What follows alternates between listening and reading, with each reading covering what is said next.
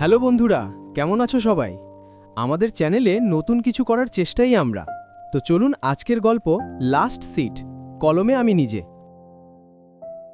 বেশ কিছুক্ষণ হলো দাঁড়িয়ে আছি বাসের অপেক্ষায়।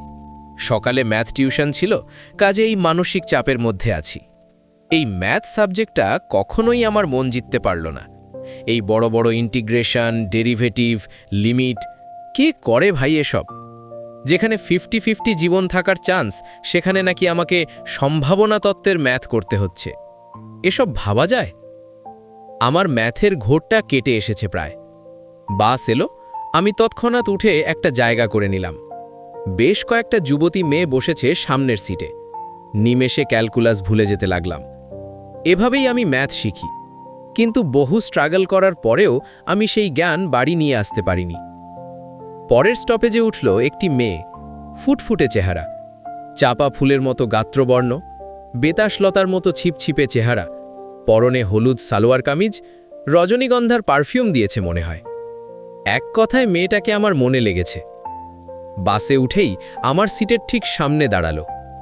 এক নিমেষে পুরো বাস ছৌ মেরে দেখে নিল কোথাও জায়গা নেই।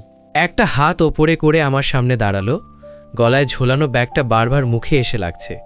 সুন্দরী মেয়ে নয়তো এতক্ষণে বলেই বসতাম, ব্যাগ সামলান। তবে এই ছোঁয়া যেন হৃদয়ের রং আনছে বারবার। মেয়েটার মুখের দিকে তাকালাম। এ কি? মেয়েটাও আমার দিকে তাকিয়ে।